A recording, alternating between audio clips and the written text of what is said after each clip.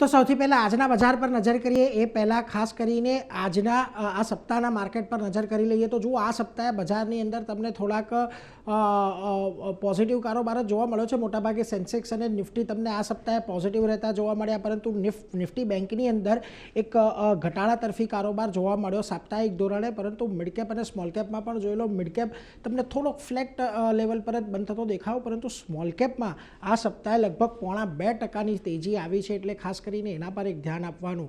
પરંતુ આજના બજારની વાત કરીએ તો આજે મોટેભાગે આપણને લાલ નિશાનમાં જ કારોબાર જોવા મળ્યો છે. સવારથી આજે વૈશ્વિક સંકેતો નબળા હતા. 26,100ની નીચે આજે નિફ્ટી આવે એવી એક અપેક્ષા હતી ને એ જ પ્રમાણે જુઓ આજે આપણને ઘટાડો આવતો દેખાયો. જોકે 26,000ના લેવલ આજે નિફ્ટીએ જાળવી રાખ્યા છે.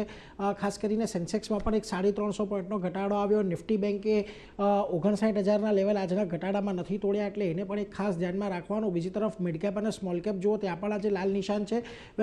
સ્મોલ કેપ તો આજે આખા દિવસમાં ગ્રીન ઝોનમાં હતું, છેલ્લે બંધ થતાં થતાં લાલ નિશાનમાં આવ્યું છે અને મિડકેપમાં પણ લગભગ 5% ઘટાડો આવ્યો.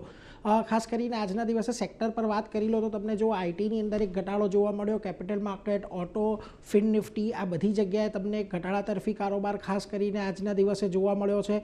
પરંતુ માત્ર 2 સેક્ટર એવા હતા કે જ્યાં આગળ તેજી રહી, જેમાંથી એક ખાસ મેટલ અને સરકારી કંપનીઓ હતી કે જ્યાં આપણને તેજી જોવા મળી.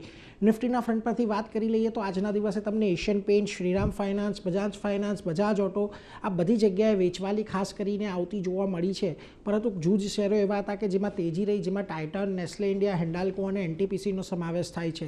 આજે મિડકેપની અંદર ખાસ કરીને રેલવે સ્ટોક્સમાં એક સારું તેજી જોવા મળી હતી અને આખા અઠવાડિયા દરમિયાન તમને રેલવે સ્ટોક સારી તેજીમાં દેખાયા છે.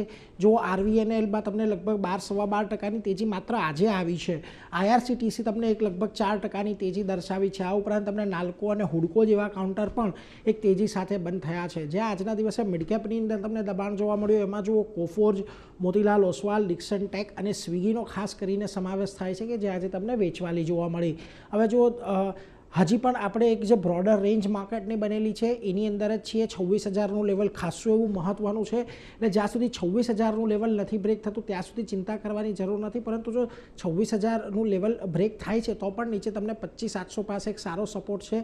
હવે 2 દિવસની અંદર આપણે સોમવાર અને મંગળવારના સેશનમાં ખાસ કરીને એક્સપાયરી રિલેટેડ મૂવ્સ પણ આવતા જોવા મળે છે. પરંતુ જ્યાં સુધી 26,200ની ઉપર આપણે ડિસાઇસિવલી બંધ નથી થતા ત્યાં સુધી તેજીની અપેક્ષા અત્યારે બજારમાં નથી, પરંતુ એક પોઝિટિવ કન્સોલિડેશન જ આપણને કન્ટિન્યુ રહેતું જોવા મળી શકે છે.